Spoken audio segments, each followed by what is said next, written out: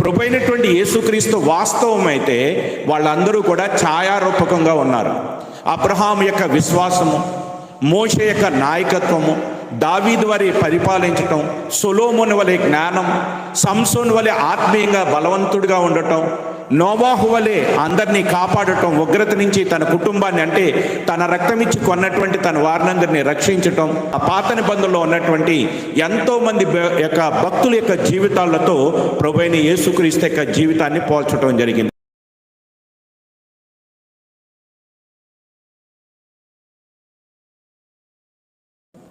అపోస్తుల కార్యములు 3వ అధ్యాయము 22వ వచనాన్ని అందరం కలిసి చదువుకుందాం.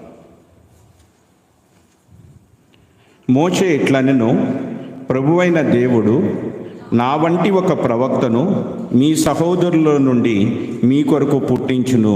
ఆయన మీతో ఏమి చెప్పినను అన్ని విషయములలో మీరు ఆయన మాట వినవలెను. దేవుడి యొక్క లేఖన భాగముల ద్వారా మనతో మాట్లాడినట్టుగా ప్రార్థించుకుందాం.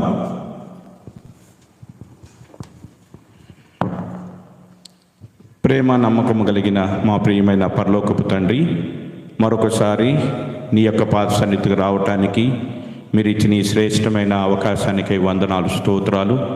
ఈ ఉదయకాల సమయం నుంచి ఇప్పటి వరకు కూడా ప్రతి ఆరాధనలో మీరు తోడుగా నుండి సమస్తాన్ని మీ చిత్తానుసారంగా నడిపించుకుంటూ వచ్చిన విధానానికి వందనాలు.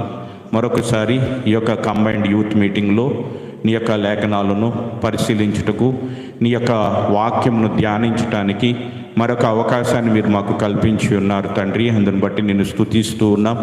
ఈ యొక్క చదవబడినటువంటి లేఖన భాగముల ద్వారా కొన్ని సత్యాలను మేము నేర్చుకుంటానికి మాకు సహాయం చేయండి ప్రభువా.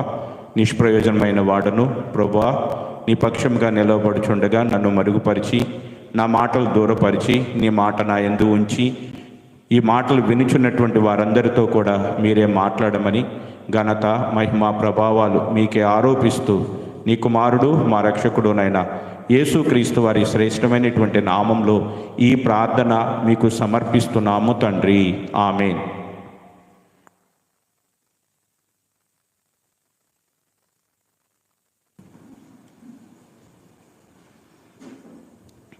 Praise the lord. దేవుని పరిశుద్ధ నామంనకు మహిమ కలుగునుగాక. ప్రభువైన యేసుక్రీస్తు నామంలో కూడి వచ్చిన మీ అందరికీ, అదే రీతిగా ఆన్లైన్ ద్వారా ఈ యొక్క లేఖన భాగాలను వీక్షించుచున్న ప్రభువునందు ప్రియులైన మీ అందరికీ నా హృదయపూర్వక వందనాలు తెలియజేస్తూ ఉన్నాను. ఈ యొక్క చదవబడినటువంటి లేఖన భాగంలో మోషే ఏమని ప్రవచించారో ఇక్కడ తెలియజేస్తూ ఉన్నారు. ఏమని ప్రవచించారట? ప్రభువైన దేవుడు నా వంటి ఒక ప్రవక్తను మీ సహోదరులో నుండి మీ కొరకు పుట్టించును. ఇదే మాటను మరి మోషే గారు ఎప్పుడు ప్రవచించారు, మోషే గారు ఎప్పుడు ప్రవచించారు అనేటువంటి విషయాన్ని ఒకసారి ద్వితీయోపదేశ కాండము 18వ అధ్యాయం 16వ వచనం చివరిలో చూచినట్లయితే, ఈ గొప్ప అగ్ని నాకు ఇంకను కనబడకుండును గాక అని చెప్పితివి. ఆ సమయమున నీ దేవుడైన యెహోవాను నీవు అడిగిన వాటన్నిటి చొప్పున నీ దేవుడైన యెహోవా నీ మధ్యను నా వంటి ప్రవక్తను నీ సహోదరుల్లో నీ కొరకు పుట్టించును. ఆయన మాట నీవు వినవలెను. ఇది మోషే గారు ప్రవచించినటువంటి ప్రవచనం.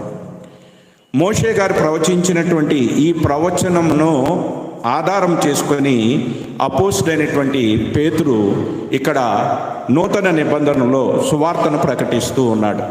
ఏమని ప్రకటిస్తున్నాడు అంటే, ఇందాక మనం చదువుకున్నటువంటి 3వ అధ్యాయం 22 అపోస్తుల కార్యంలో మోషే ఇట్లనెను, ప్రభువైన దేవుడు నా వంటి ఒక ప్రవక్తను మీ సహోదరులో నుండి మీ కొరకు పుట్టించును అని.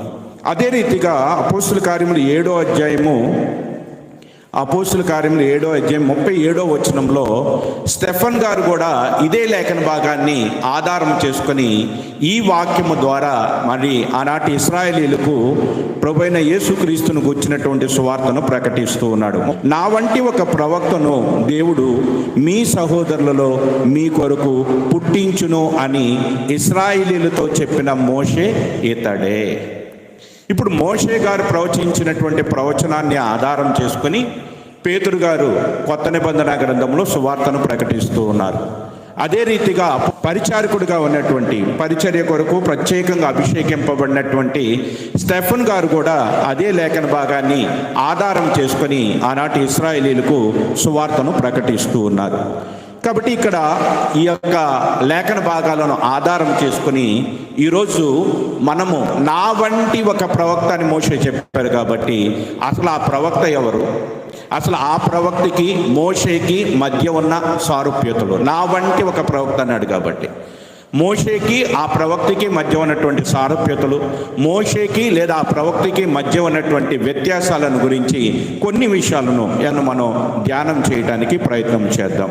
అంటే దేవుని యొక్క వాక్యాన్ని ధ్యానించేటప్పుడు మరి ఒక్కొక్కసారి మనం క్యారెక్టర్ స్టడీస్ చేయాల్సి వస్తుంది. అంటే క్యారెక్టర్ స్టడీస్ అంటే మరి పాత నిబంధనలో దేవుడు ఎవరిని గురించి అయితే మనకు మరి తెలియచేస్తూ ఉన్నాడో, ఎవరినైతే పరిశుద్ధులని, ఎవరినైతే నీతిమంతులని, ఎవరి గురించి అయితే దేవుడు మనకు తెలియచేస్తున్నాడో వారందరి యొక్క జీవితాలను మనం చదవవలసినటువంటి వారంగా ఉన్నాం. ఎందుకంటే వారి జీవితాలు మన జీవితాలకు ఎంతో మరి ఆదర్శకరమైనటువంటి జీవితాలు. వారి జీవితంలో ద్వారా మన భక్తి జీవితంలో ఎలా నడుచుకోవాలి, ఏ పరిస్థితుల్లో ఎలా ప్రవర్తించాలి, ఇవన్నీ కూడా మనకు తెలియాలి. అంటే మరి ఆ దేవుడు వారి యొక్క జీవితాలను మనకి ఒక మాదిరిగా చూపిస్తూ ఉన్నాడు. మొట్టమొదటిగా ఆ ప్రవక్త ఎవరో మనకు తెలియాలి. ఎవరై ఉంటారు ఆ ప్రవక్త? నా వంటి ఒక ప్రవక్తను ఏం చేస్తానంటున్నాడు? మీ కొరకు దేవుడు పుట్టిస్తాడు. ఆ యొక్క ప్రవక్త యొక్క మాట అందరూ కూడా ఏం చేయాలి? వినాల్సిందే. విన్నాం. మరి ఎవరు ఆ ప్రవక్త? నా వంటి ఒక ప్రవక్త అని మోషే ప్రవచించిన ఆ ప్రవక్త ఎవరు? ప్రభువైన యేసుక్రీస్తు. ప్రభువైనటువంటి యేసుక్రీస్తు యొక్క జీవితమును మనం స్టడీ చేయాలంటే ఆయన యొక్క జీవితంలో పాత నిబంధనలో ఉన్నటువంటి ఎంతో మంది భక్తుల యొక్క జీవితాలు కనబడుతూ ఉంటాయి. అంటే ప్రభువైనటువంటి యేసుక్రీస్తు వాస్తవం అయితే వాళ్ళందరూ కూడా ఛాయారూపకంగా ఉన్నారు.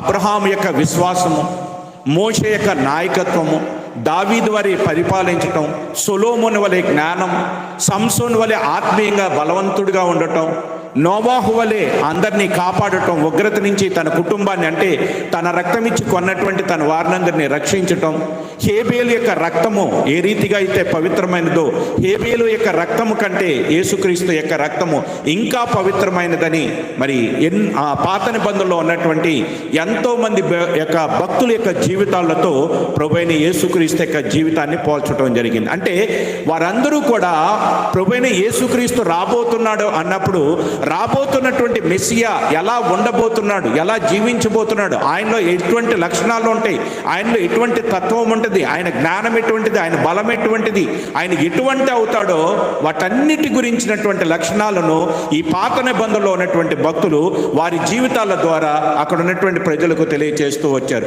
వారి జీవితాల ద్వారా చూపిస్తూ వచ్చారు. ఇస్సాకు లాంటి విధేయత, ఇస్సాకు బలిపీఠం మీద పడుకొనబెట్టినప్పుడు ఏ రీతిగా అయితే విధేయత చూపించాడో ప్రభువైన యేసుక్రీస్తు కూడా ఆ శిలువ మీద విధేయత చూపించడం. అబ్రహాము ఏ రీతిగా అయితే ప్రతి విషయంలో దేవుని మీద సాగిలపడుతూ వచ్చాడో ప్రభువైన యేసుక్రీస్తు కూడా ప్రతి విషయంలో దేవుని మీద దేవుని ఎదుట సాగిలపడతాం. మోషే ఏ రీతిగా అయితే ఒక నాయకుడిగా మరి ఇశ్రాయేలు దృష్టిలో ఒక విమోచకుడిగా, ఒక రక్షకుడిగా ఉన్నాడో ప్రభువైన యేసుక్రీస్తు ప్రపంచమంతటికీ కూడా అదే రీతిగా ఒక రక్షకుడిగా, ఒక విమోచకుడిగా కనబడుతూ ఉన్నాడు. అందుకని మనం పాత నిబంధన గ్రంథంలో ఉన్నటువంటి వ్యక్తుల యొక్క జీవితాలను క్యారెక్టర్ స్టడీస్ చేస్తున్నప్పుడు వారిలో మనం యేసుక్రీస్తుని చూస్తూ ఉండాలి. ఉదాహరణకి యేసేపుని చూసామనుకోండి, యేసేపు యొక్క జీవితము మరి ప్రభువైన యేసుక్రీస్తుని పోలి ఉంటుంది. యేసేపు అమ్మివేయబడ్డాడు, ప్రభువైన యేసుక్రీస్తు కూడా అమ్మివేయబడ్డాడు. యేసేపు అక్కడికి వెళ్ళి ఏం చేశాడు? వాళ్ళందరి కొరకు రాబోతున్నటువంటి ఆ కరువులో నుంచి వారి కుటుంబం అంతా కూడా సజీవులుగా కాపాడటానికి ఒక స్థలమును అక్కడ సిద్ధపరిచాడు, ఆహారం అక్కడ సిద్ధపరిచాడు. ప్రభువైన యేసుక్రీస్తు కూడా ఏం చేస్తున్నాడు? మన కోసం పరలోకానికి వెళ్ళి మనందరి కోసం రాబోతున్న ఉగ్రత నుంచి మనందరము తప్పింపబడి మనం చిరకాలము ఆయనతో జీవించుట కొరకు మన కొరకు పరలోకంలో ఒక స్థలాన్ని సిద్ధపరుస్తూ ఉన్నాడు. కాబట్టి ఏ వ్యక్తి యొక్క జీవితాన్నైనా మనం స్టడీ చేసేటప్పుడు ఆ వ్యక్తిలో ఉన్నటువంటి గుణ లక్షణాలు, ఆ వ్యక్తిలో ఉన్నటువంటి క్వాలిటీస్, గుడ్ క్వాలిటీస్ అన్నీ కూడా ప్రభు అయిన యేసుక్రీస్తులో కనబడుతూ ఉంటాయి. అయితే యేసుక్రీస్తు యొక్క జీవితము వారి యొక్క జీవితాల్లో కనబడుతుంది. వారు ఆ రీతిగా యేసుక్రీస్తును చూపించడానికి, యేసుక్రీస్తు యొక్క ఛాయగా బ్రతకటానికి వారి జీవితకాలం అంతయు శ్రమ పడుతూ వచ్చారు. మరి ఇప్పుడు మనం ఏం చేయాలి? నూతన నిబంధనలో ప్రభువైన యేసుక్రీస్తు తర్వాత ఉన్నటువంటి మనందరము కూడా ఏమి చేయాలంటే, ఆ యేసుక్రీస్తు యొక్క వెలుగును అద్దము వలె లోకానికి ఏం చేయాలి? ప్రచురపరచాలి. వాళ్ళు ఛాయారూపకంగా ఇశ్రాయేలుకు చూపించుకొచ్చారు. ఈరోజు మనము ప్రభువైన యేసుక్రీస్తు యొక్క మహిమను అద్దము వలె లోకానికి మనం ఏం చేయాలి? ప్రచురపరుస్తూ ఉండాలి. అందుచేతనే దేవుడు మనల్ని ఏర్పాటు చేసుకున్నాడు. అందుకని పేతురు రాసిన మొదటి పత్రిక 2వ అధ్యాయం 9వ వచనంలో ఏమంటాడు? చీకటిలో నుండి ఆశ్చర్యకరమైన వెలుగులో ఎందుకు మనల్ని పిలిచాడు అంటే, తన గుణాతిశయములను ప్రచురము చేయుటకు. పాత నిబంధనలో భక్తులేమో ఛాయారూపకంగా ఉంటే, కొత్త నిబంధనలో వచ్చినటువంటి భక్తులమైన మనము అద్దము వలె ప్రభువైన యేసుక్రీస్తు యొక్క మహిమను లోకమునకు చూపించవలసినటువంటి వారంగా ఉన్నాం. కాబట్టి మొట్టమొదటిగా మరి ఈ యొక్క ప్రవచనాన్ని ప్రవచించినటువంటి మోషే యొక్క తల్లిదండ్రుల గురించినటువంటి వివరాలు తెలుసుకుంటానికి ఒకసారి నిర్గమాకాండము 6వ అధ్యాయము 20వ వచనం. మోషే యొక్క తల్లి ఎవరు? మోషే యొక్క తండ్రి ఎవరు? అమ్రాము తన మేనత్త అయిన ఎకేబేదును పెండ్లి చేసుకొనెను. మోషే యొక్క తండ్రి పేరేంటి?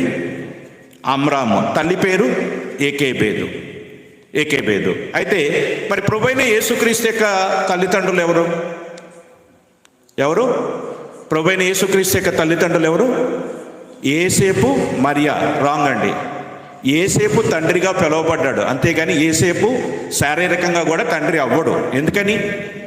ఆయన పరిశుద్ధాత్మ మూలంగా జన్మించినటువంటి వాడు. కాబట్టి ఆయన మరియ కుమారుడిగా పిలువబడ్డాడు, ఆయన మనిషి కుమారుడిగా పిలువబడ్డాడు. యేసేపు కుమారుడిగా పిలువబడ్డాడు, కానీ యేసేపు యొక్క కుమారుడిగా ఆయన ఏమాత్రం అవ్వడు. ఎందుకంటే ఒకవేళ యేసేపును ఆయనకి తండ్రిగా చేస్తే ఆయన మనలాంటి వాడు అయిపోతాడు. కాబట్టి ఆయన మనలాంటి వాడు కాదు. ఆయన యొక్క జననము ప్రత్యేకమైనటువంటిది. లోకములో ప్రభువైన యేసుక్రీస్తును విశ్వసించాలంటే మొట్టమొదటిగా ఆయన జననాన్ని నమ్మగలగాలి, రెండవదిగా ఆయన మరణాన్ని నమ్మగలగాలి. ఈ రెండు కూడా నమ్మశక్యము కానిటువంటిది. ఎలాగంటే లోకపరంగా, సైన్స్ పరంగా కానీ, ఈరోజు ఉన్నటువంటి జ్ఞానము, టెక్నాలజీ వీటి పరంగా కానీ పురుషుని ప్రమేయం లేకుండా స్త్రీ తనంతటిగా తాను బిడ్డను కనుట అసాధ్యము, ఇంపాసిబుల్.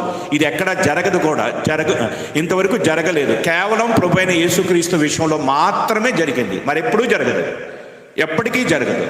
అయితే ప్రభువైనటువంటి యేసుక్రీస్తు విషయంలో జరిగినటువంటి ఆ సంఘటనను మనం విశ్వాసులుగా నమ్మగలుగుతున్నాం, కానీ లోకమైతే నమ్మటానికి కష్టంగా ఉంది. లోకానికి ఇది అసాధ్యం. రెండవదిగా, మరణించినటువంటి వ్యక్తి తిరిగి లేకటం అనేటువంటిది లోకానికి అసాధ్యం. లోకం ఏమాత్రం కూడా నమ్మలేదు, లోకము విశ్వసించడానికి సాధ్యం కాదు. ఎందుకంటే ఆ రీతిగా చనిపోయినటువంటి వ్యక్తి 3వ దినము లెగిసి సజీవుడిగా అందరికీ కనపడి పరలోకానికి వెళ్ళిపోయినటువంటి సంఘటన చరిత్రలో ఇంతవరకు ఎప్పుడూ జరగలేదు. ఇంకెప్పుడు కూడా ఫ్యూచర్లో, అంటే 3వ దినమున కాకపోవచ్చు, కానీ ప్రభువైన యేసుక్రీస్తు యొక్క 2వ రాకడ యందు ఆయన యందు విశ్వాసం ఉంచినటువంటి మనందరము కూడా తిరిగి లేపబడటానికి మనకు అవకాశం దొరుకుతుంది. అంటే ప్రభువైన యేసుక్రీస్తు యొక్క పునరుద్ధానం, ప్రభువైన యేసుక్రీస్తు యొక్క జననం, ఈ రెండిటిని ఎవరైతే నమ్మగలుగుతారో, ఈ రెండిటిని ఎవరైతే విశ్వసించగలుగుతారో అట్టివారు మాత్రమే దేవుని పిల్లలుగా దేవుని యొక్క రక్షణను పొందటానికి, దేవుని రాజ్యంను చేరటానికి వారు అర్హులుగా ఎంచబడుతుంటారు. కాబట్టి మొట్టమొదటిగా మరి మోషే యొక్క తల్లిదండ్రులు అమ్రాము, ఎకేబేదు అయితే ప్రభువైన యేసుక్రీస్తు యొక్క తల్లి పేరు మరియ భర్త అయినటువంటి యేసేపు అని మరి మత్తయి రాసిన సువార్తలో వంశవృక్షంలో కూడా వ్రాసేటప్పుడు మరియ భర్త అయినటువంటి యేసేపు అంటారు, కానీ యేసుక్రీస్తు యొక్క తల్లిదండ్రులు అని కొన్ని చోట్ల రాయబడి ఉన్నవి. కానీ వాస్తవంగా తండ్రి ఎవరు? ఆయన పరలోకమందున్న దేవుడు, ఆయన పరిశుద్ధాత్మ మూలంగా జన్మించినటువంటి వాడు. రెండవదిగా మరి నిర్గమాకాండము 2వ అధ్యాయము, నిర్గమాకాండము 2వ అధ్యాయము 2వ వచనాన్ని మనం చూసినట్లయితే, ఆ స్త్రీ గర్భవతి అయి కుమారుని కని వాడు సుందరుడై ఉండుట చూచి 3 నెలలు వానిని దాచెను. ఎందుకు దాచింది? వాడు సుందరుడై ఉంటే అందరికీ చూపించుకోవాలి కానీ ఎందుకు దాచింది ఆమె? కారణం ఏమిటి? ఆ రోజు ఒక చట్టం ఉంది. ఏమిటా చట్టం? ఫరో యొక్క శాసనం. ఏంటది? మగపిల్లలు పుట్టినట్లయితే చంపివేయండి, ఆడపిల్లలు పుట్టినట్లయితే బతకనివ్వండి. ఎందుకని ఫరో ఆ రీతిగా చట్టాన్ని చేశాడు అంటే ఇశ్రాయేలీలు విస్తరించకుండానట్లు. వాస్తవంగా చూసినట్లయితే ఇశ్రాయేలీలు విస్తరించకుండానట్లుగా చట్టం చేయబడింది. కానీ వాస్తవం ఏమిటంటే అక్కడ ఒక రక్షకుడు పుట్టబోతున్నాడు, ఇశ్రాయేలు విమోచకుడు ఒకరు పుట్టబోతున్నాడు అన్న సంగతి సాతానుకు ముందుగా తెలిసి సాతాను ఏం చేసిందో తెలుసా? ఫరో యొక్క హృదయాన్ని ప్రేరేపించింది. అయితే సాతానుకు తెలియనటువంటి విషయం ఏమిటంటే రక్షకుడు అంటే ఇశ్రాయేలు యొక్క విమోచకుడు పుడుతున్నాడు, కానీ ఆయన ఎక్కడ పుడతాడు, ఆయన ఎవరి కుటుంబంలో పుడతాడు అనేటువంటి రహస్యం అయితే సాతానుకు తెలియబడలేదు. అందుచేత సాతానుడు మగపిల్లలటువంటి వారందరినీ కూడా చంపివేయమనేటువంటి శాసనాన్ని అక్కడ మరి ఇవ్వటాన్ని మనం అక్కడ చూస్తూ ఉన్నాం. మరి ఇదే సంఘటన యేసుక్రీస్తు యొక్క జీవితంలో కూడా కనబడుతుంది కదా. కనబడుతుందా లేదా? ఎక్కడ కనబడింది అది? నూతన నిబంధన. ఒకసారి ఆ రెఫరెన్స్ కూడా చూద్దాం, ఆ లేఖన భాగాలను కూడా చూద్దాం. మత్తయి రాసిన సువార్త 2వ అధ్యాయము 16వ వచనం. 2వ అధ్యాయం 16వ వచనం. ఆ జ్ఞానులు తన్ను అపహరించిరని హేరోదు గ్రహించి బహు ఆగ్రహము తెచ్చుకొని తాను జ్ఞానుల వలన వివరముగా తెలుసుకొనిన కాలమును బట్టి బెత్లెహేములోను దాని సకల ప్రాంతములలోనూ 2 సంవత్సరములు మొదలుకొని తక్కువ వయసు గల మగపిల్లలందరినీ వధించెను. ఇక్కడ కూడా అంతేనండి.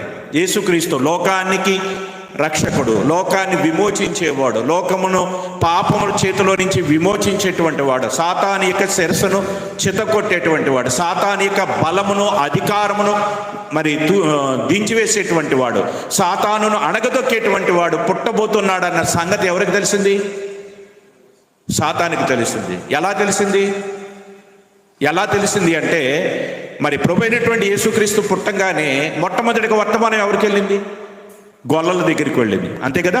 ఆ రాత్రి కాలమందు లోకాసు వార్తలో మనం చూస్తాం, ఆ రాత్రి కాలమందు గొల్లలు మరి రాత్రిపూట తమ యొక్క మందలను మేపుకొని చుండగా గబ్రియేలు దేవదూత వారి దగ్గరికి వెళ్ళి లోకమంతటికి రాబోతున్నటువంటి మహా సంతోషకరమైన సువర్తమానం అదేమనగా నేడు రక్షకుడు పుట్టి ఉన్నాడు అనేటువంటి వర్తమానం చెప్పగానే ఏం జరిగింది అక్కడ చెప్పండి?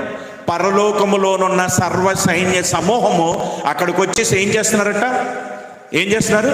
ఆరాధిస్తూ ఉన్నారు. ఆ అడావుడి, ఆ దేవదూతలు రావటం అడావుడి అంతా చూసేటప్పటికి సాతాను కంగారు పడుతుంది.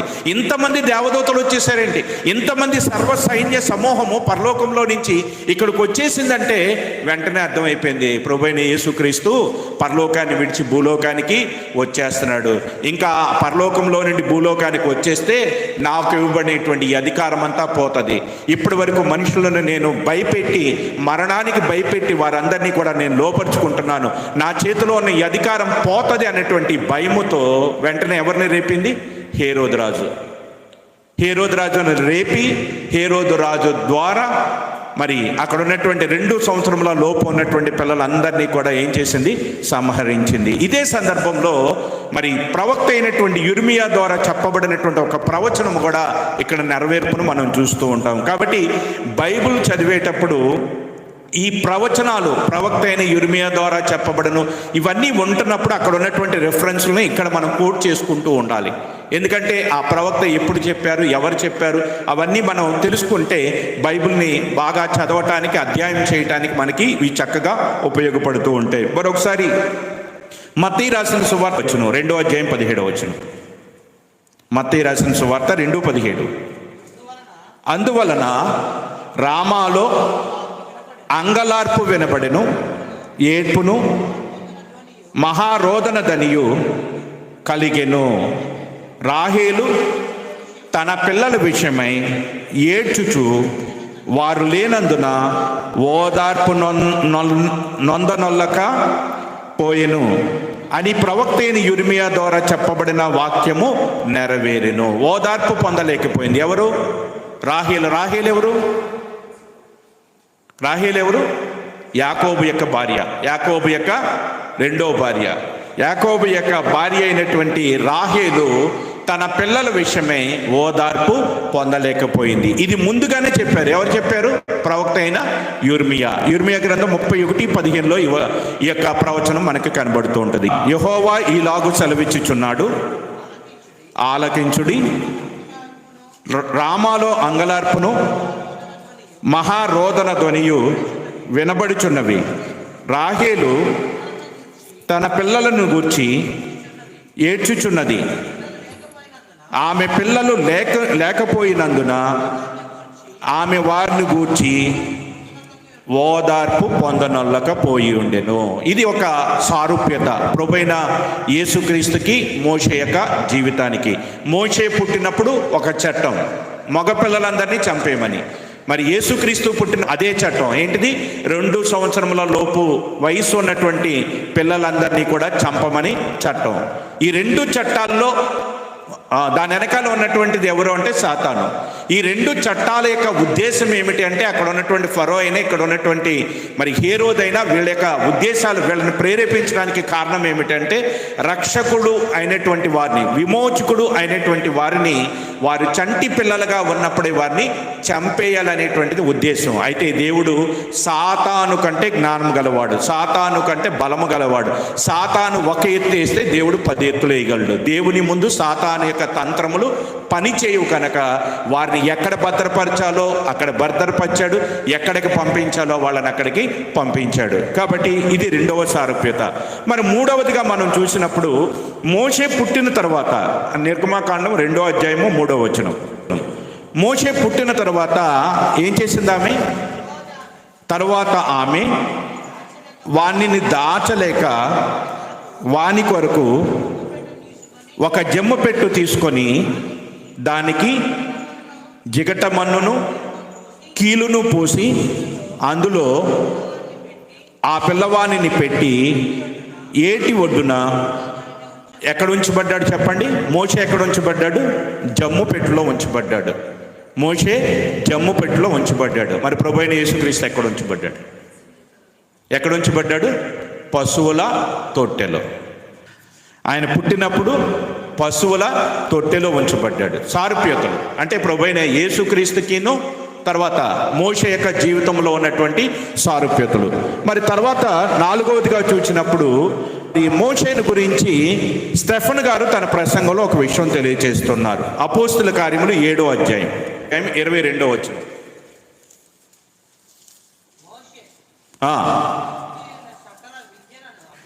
మోషే ఐగుప్తీల సకల విద్యలను అభ్యసించి మాటల యందును కార్యముల యందును ఏమై ఉన్నాడు? ఐగుప్తు యొక్క సకల విద్యలను అభ్యసించాడు. ఐగుప్తులో ఉన్నటువంటివన్నీ విద్యలు ఆయనకి వచ్చు. మాటల యందు ఏమయ్యాడు? అతను ప్రవీణుడయ్యాడు. మాటల యందును కార్యముల యందును అతడు ప్రవీణుడై ఉన్నాడు. మరి ప్రభువైన యేసుక్రీస్తు ఎలా ఉన్నాడు? లూకాసు వార్త 2వ అధ్యాయం, లూకాసు వార్త 2వ అధ్యాయం 52వ వచనం. యేసు జ్ఞానమందును వయసునందును దేవుని దయందును మనుషుల దయందును వర్ధిల్లుచుండెను. ప్రభువైన యేసుక్రీస్తు జ్ఞానమందు వయసు యందు దేవుని దయందు మనుషుల దయందు ఆయన వర్ధిల్లుచున్నాడు. మోషేనేమో ఐగుప్తులో సకల విద్యల యందు అతడు మాటల యందు అతడు ప్రవీణుడై ఉన్నాడు. ఇదొక సారూప్యతగా ఇరువురి యొక్క జీవితాలలో మనం చూడవచ్చు. అదే రీతిగా మోషే ఇశ్రాయేలీయులను విడిపించాలనుకున్నాడు. అవునా కదా? ఎలా విడిపించాలనుకున్నాడు ఒకసారి చూద్దాం. చూడండి, నిర్గమాకాండము 2వ అధ్యాయం, నిర్గమాకాండం 2వ అధ్యాయం 11వ వచనం నుంచి నేను చదువుతాను. కొద్దిగా వివరణ మనం చూడాల్సిన అవసరం ఉంది.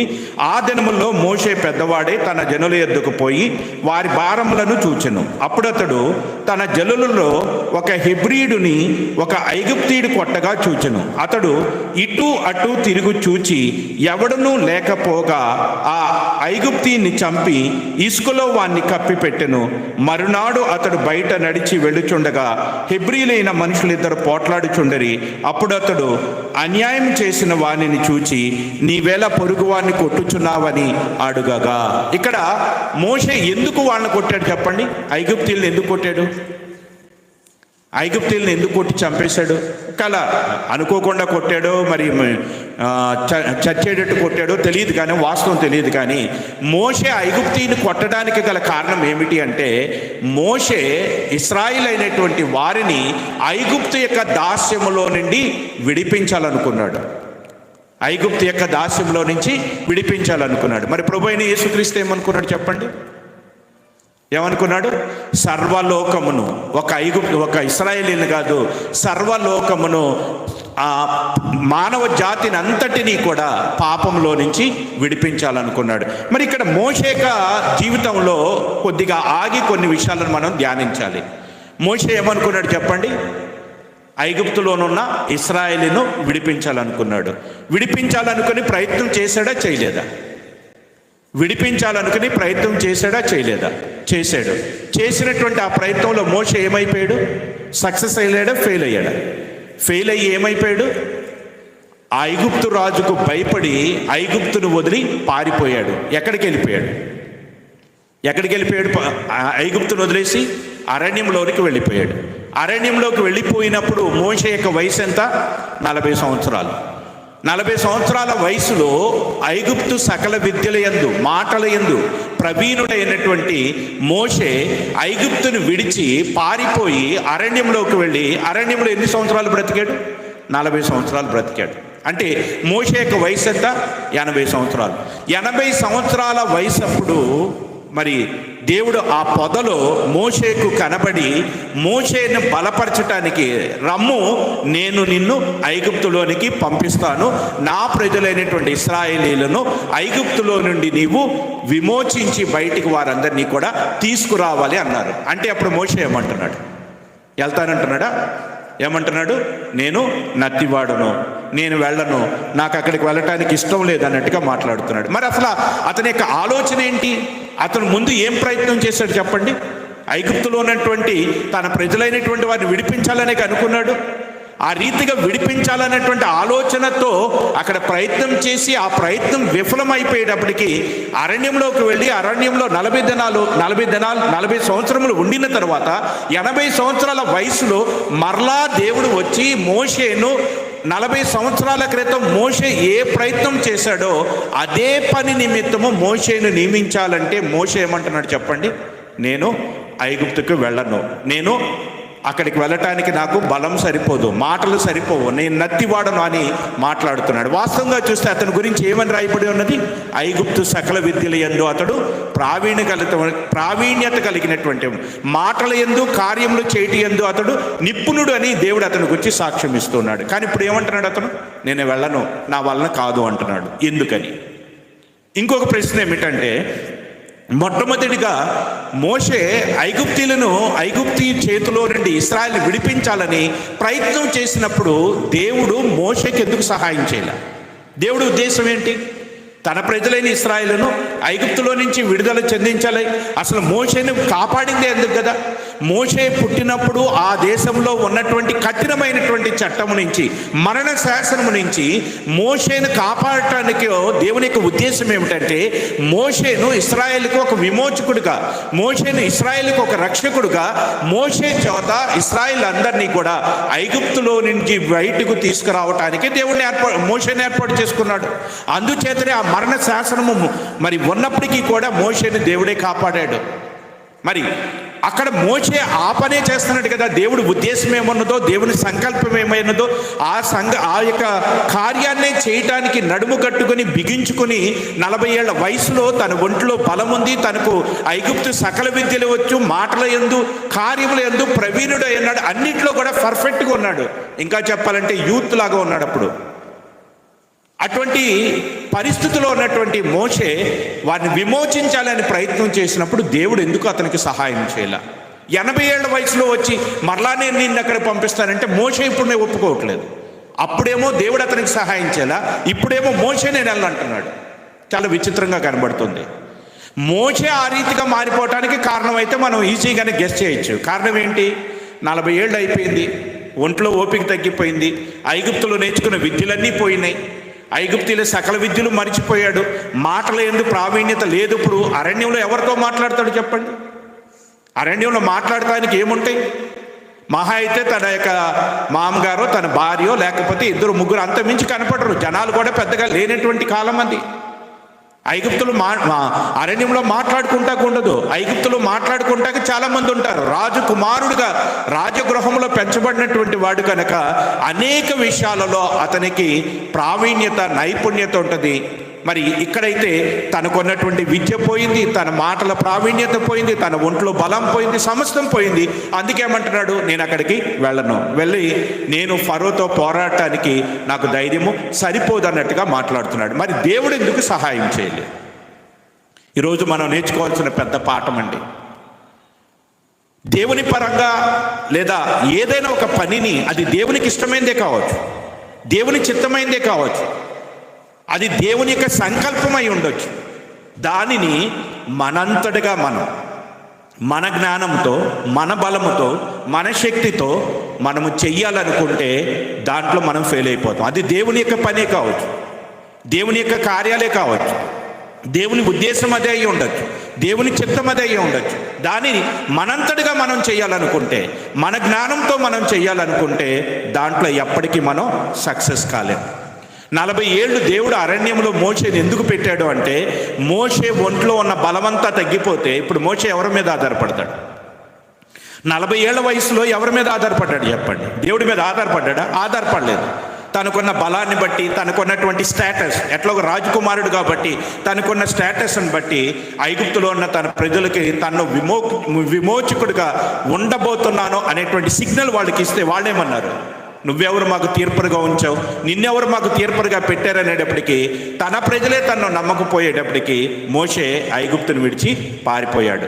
80 సంవత్సరాలు వచ్చేటప్పటికి తన ఒంట్లో బలం పోయింది, శక్తి పోయింది, జ్ఞానం పోయింది, ఐగుప్తులు సకల విద్యలు పోయి, మాటలు ఎందుకు ప్రవీణ్యత లేదు.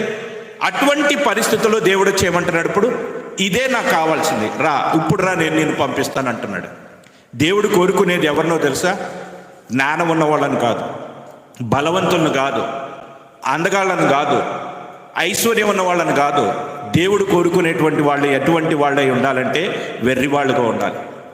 దేవుడు ఈ లోకంలో ఎన్నికైనటువంటి వారిని సిగ్గుపరచడానికి ఎవరిని ఏర్పాటు చేసుకుంటున్నాడు? బలము లేనటువంటి వారిని, ఎన్నిక లేనటువంటి వారిని, నీచులైనటువంటి వారిని దేవుడు ఏర్పాటు చేసుకుంటున్నాడు. దేవుడి ఏర్పాటులో ఉన్నటువంటి శిష్యుల్లో ఎవరికి కూడా పరిపూర్ణంగా చదువు కూడా రాదండి. వాళ్ళు సువార్త ప్రకటిస్తున్నప్పుడు వాళ్ళు మాట్లాడేటువంటి మాటలను బట్టి అక్కడ ఉన్నటువంటి వాళ్ళు అనుకున్నారంట, వీళ్ళు విద్య లేని పామర్లంట. పేతురు ఎవరు చెప్పండి? పేతురు ఉద్యోగం ఏంటి? చేపలు పట్టేటువంటి వాడు. యోహాను చేపలు పట్టేటువంటి వాళ్ళు, జబదయి కుమారులని పిలువబడేటువంటి వాళ్ళు. అక్కడ ఉన్నటువంటి వాళ్ళందరూ కూడా ఏమాత్రం కూడా యేసుక్రీస్తు చెప్పేటువంటి మాటలను అర్థం చేసుకుంటా కూడా వాళ్ళకి జ్ఞానం లేదు. ఆయన ఎన్నో విషయాలు వాళ్ళకి బోధించాడు, కానీ వాళ్ళకి అర్థం కాలేదు. ఎప్పుడు అర్థమైందో తెలుసా? పరిశుద్ధాత్మను వాళ్ళు పొందిన తర్వాత, ఆయన పరలోకానికి వెళ్ళి పరిశుద్ధాత్మను పంపించినప్పుడు, ఆ పరిశుద్ధాత్మను వాళ్ళు పొందినప్పుడు మాత్రమే ఆ సంగతులన్నీ అర్థం చేసుకుని ఆ సంగతులను వాళ్ళు బోధించగలిగారు. కాబట్టి ఇక్కడ మనం నేర్చుకోవాల్సిన ప్రాముఖ్యమైనటువంటి సత్యం ఏమిటి అంటే, మన బలమును బట్టి, మన జ్ఞానమును బట్టి, మనకున్నటువంటి దానిని బట్టి దేవుని కొరకు ఏదో చేయాలనుకుంటే అన్ని విషయాలలో మనం విఫలమవుతామే తప్ప సక్సెస్ కాము. దేవుని బలము వలన మాత్రమే, దేవుని జ్ఞానము వలన, దేవుని సహాయము వలన, దేవుని మూలంగా, దేవుని మీద ఆధారపడుట వలన మాత్రమే మనం ఏదైనా చేయగలుగుతాం. ఏ పనిలోనైనా సక్సెస్ అవ్వగలుగుతాం. అది మన శారీరక సంబంధమైనది కావచ్చు, అది ఆత్మ సంబంధమైనది కావచ్చు, అది ఉద్యోగపరమైనది కావచ్చు, లేదా మరి సేవాపరమైనటువంటిది కావచ్చు. అది ఏదైనప్పటికీ కూడా దేవుని సహాయం లేకుండా, దేవుని యొక్క తోడ్పాటు లేకుండా, దేవుని యొక్క కృప లేకుండా మనం ఏమీ కూడా చేయలేము. అదే మోషే యొక్క జీవితం ద్వారా మనం నేర్చుకోవాల్సిన పాఠం. మోషే తొందరపడ్డాడు. తనకున్నటువంటి క్వాలిఫికేషన్స్ని బట్టి తాను ఏదో చేసేద్దాం అనుకున్నాడు, కానీ అక్కడ ఏమైపోయాడు? అతను ఫెయిల్ అయిపోయాడు. ఫెయిల్ అయిపోయి ఇక నా వలన కాదు, నేను ఏమాత్రం కూడా యోగ్యుడిని కాదు, అర్హుడిని కాదు, నన్ను విడిచిపెట్టు, ఇంకొకరిని చూసుకో మరి మాట్లాడుతున్నప్పుడు అప్పుడు దేవుడు అంటున్నాడు, ఎస్, నువ్వే కావాలి. నీలో బలం లేదు కదా, నువ్వే కావాలి. నీలో జ్ఞానం లేదు కదా, నువ్వే కావాలి. దేవుడు ఎప్పుడూ కూడా జ్ఞానులైనటువంటి వారిని సిగ్గుపరచడానికి తెలివి లేనటువంటి వారిని, నీచులను, అంటే ఎన్నిక లేనటువంటి వారిని దేవుడు ఏర్పాటు చేసుకుంటారు. ఎందుకంటే జ్ఞానం కలిగినటువంటి వాళ్ళని ఏర్పాటు చేసుకున్నాం అనుకోండి, ఏం చేస్తారు చెప్పండి? వాళ్ళు నిలబడిన కాడి నుంచి వాళ్ళ జ్ఞానాన్ని, దేవుని జ్ఞానాన్ని పక్కన పెట్టి వాళ్ళ జ్ఞానాన్ని చూపిస్తూ ఉంటారు, వాళ్ళ జ్ఞానాన్ని ప్రదర్శిస్తూ ఉంటారు. దేవుడికి అది నచ్చదు. దేవుని పక్షంగా నిలబడినప్పుడు దేవుణ్ణి తప్ప మరొకరిని ఎవరిని కూడా హెచ్చించకూడదు, మరొకరిని గురించి గొప్పగా మనం మాట్లాడకూడదు. మనము చూపించవలసింది దేవుణ్ణే, హెచ్చించవలసింది ఆయన్నే, మహిమపరచవలసింది ఆయన్నే. కాబట్టి దేవుడు ఎవరిని ఎన్నిక చేసుకుంటాడు అంటే, లోకంలో మాకు ఏమీ చేత కాదనేటువంటి వాళ్ళే దేవుడికి కావాలి, మాకు అన్నీ వచ్చి అనేటువంటి వాళ్ళు దేవుడికి అక్కర్లేదు. ఇప్పుడు ఇక్కడ నీళ్లు పెట్టారు, మొత్తం నిండిపోయింది, దీంట్లో నీళ్లు పోస్తే ఏమవుతాయి?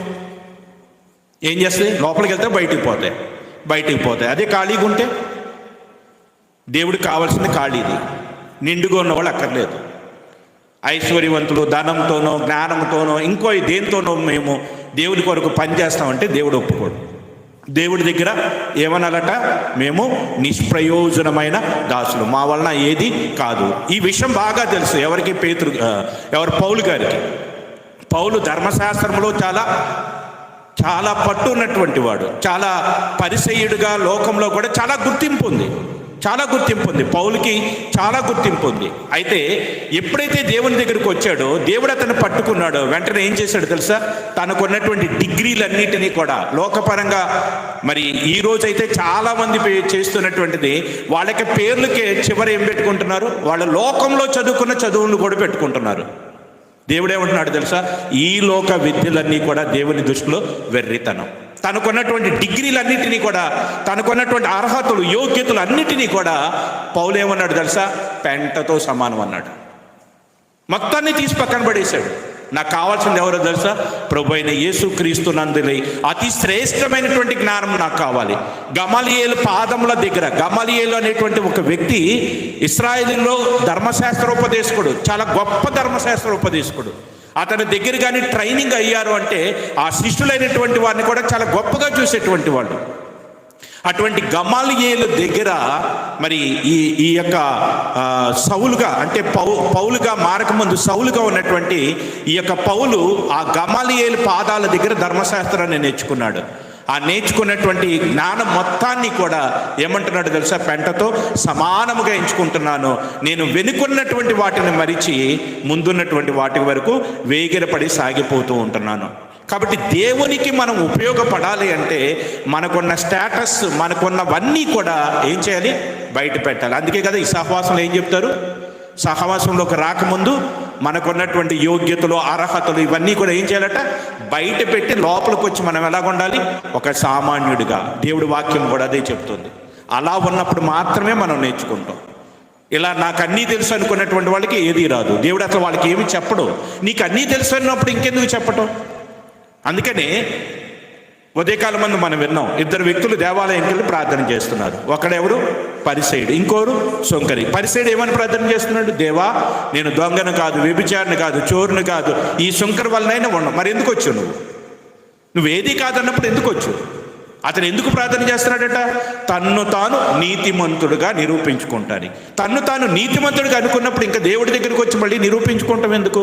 అందుకని మత్తయి రాసిన వార్త 5వ అధ్యాయంలో కొండ మీద ప్రసంగంలో ప్రభువైన యేసుక్రీస్తు చెప్పినప్పుడు, నీవు ధర్మము చేయనప్పుడు ఎలా చేయాలట? రహస్యంగా చేయాలి. నీ కుడి చేతితో చేసేది నీ ఎడం చేతికే తెలియకూడదు. అలా ఉన్నట్లయితే పరలోకమందు ఉన్న తండ్రి నీకు ఫలం ఇస్తాడు. అలా కాకపోయినట్లయితే వారు తమ ఫలమును పొంది ఉన్నారు. ఏమిటి వాళ్ళు పొందిన ఫలం? వాళ్ళు ఎందుకు ఇస్తున్నారు చెప్పండి? అందరికీ కనబడేటట్టు ఎందుకు ఇస్తున్నారు? దానాలు ఎందుకు చేస్తున్నారు? గొప్ప పేరు అది వచ్చేసిందిగా. అందుకని దేవుడి దగ్గర నుంచి ఇంకా వాళ్ళకేమీ రాదు. నువ్వు చేసేది రహస్యంగా ఉంటే, నువ్వు చేసేది రహస్యంగా ఉండి ఎవరికీ తెలియకుండా ఇచ్చినటువంటి నీకు తీసుకున్న వాళ్ళకి మధ్య తప్ప మరొకరికి తెలియకుండా పరమందున్నటువంటి దేవుడికి మాత్రమే తెలియాలి, మరెవరికీ తెలియకూడదు అనేటువంటి ఉద్దేశంతో దేవుని వాక్యమునకు విధేయులై మనము మరి రహస్యముగా మరి ఆ దానము కానీ ఏదైనా కానీ మనం చేసినట్లయితే ఏమవుతుందట? పరమందు ఉన్నటువంటి తండ్రి మన యొక్క ఆ యొక్క పనిని మెచ్చి దేవుడు ఏం చేస్తాడు, మనకి దానం, మనకు కావాల్సినటువంటి వాటిని దేవుడు దయచేస్తాడు. అందుకని వ్యక్తిగతమైనటువంటి ప్రార్థనలో కూడా దేవుడు కొన్ని మెలకువలు నేర్పాడు. ఏమని ఎలా చేయమన్నాడు? ప్రార్థన చేసేటప్పుడు ఎట్లా చేయమన్నాడు? మీరు అన్ని జనులు ప్రార్థించినట్లుగా ప్రార్థించద్దు. వాళ్ళకి ఎలా ఇష్టం? నలుగురు వినేటట్టుగా ప్రార్థించడం వాళ్ళకి ఇష్టం. వీధి మూలల్లో నిలబడి ప్రార్థించడం వాళ్ళ ఇష్టం. ఇతరులు వినేటట్టుగా గట్టిగా ప్రార్థించడం, వాళ్ళు చూసేటట్టుగా వీళ్ళు చూసేటట్టుగా ప్రార్థించడం వాళ్ళ ఇష్టం. మీరైతే అలాగా ఉండవద్దు. మీరు ఎలా చేయాలి? మీరు ప్రార్థన చేయనప్పుడు వ్యక్తిగతమైన ప్రార్థన, మీరు వ్యక్తిగతంగా ప్రార్థించుకునేటప్పుడు మీరు చేసే ప్రార్థన మీకు దేవునికి మాత్రమే వినబడాలి, మరొకరికి వినబడకూడదు. అందుకని రహస్యమందున్న నీ తండ్రికి నీవు ఇంటిలోనికి వెళ్ళి తలుపు వేసుకొని ఏమని చేయమంటున్నాడు? రహస్యమందున్న నీ తండ్రికి ప్రార్థించు. ఈ రీతిగా దేవుడు మనకి తెలియచేస్తూ ఉన్నాడు. మన జ్ఞానాన్ని బట్టి, మన బలమును బట్టి, మన ఐశ్వర్యాన్ని బట్టి, మనకున్నటువంటి దానిని బట్టి దేవుని కొరకు ఏమీ కూడా మనం చేయలేం. ఒకవేళ నేనే బలవంతుడిని, నేనే జ్ఞానవంతుడిని, నేనే ఐశ్వర్యవంతుడిని అంటే భూమిని ఆకాశమును సృష్టించిన సృష్టికర్త అయిన దేవుడి ముందు నువ్వెంత, నేనెంత, మనమెంత చెప్పండి. ఈ రీతిగా మన ఆ యొక్క మోషే యొక్క జీవితము, ఆ యొక్క ప్రభువైన యేసుక్రీస్తు యొక్క జీవితంలో పోలికలు మనం చూస్తూ ఉన్నాం. కాబట్టి మోషే ఇశ్రాయేల్ని విడిపించాలనుకున్నాడు. ఆ ఇశ్రాయేల్ని విడిపించాలన్న ఆలోచన దేవునిదే.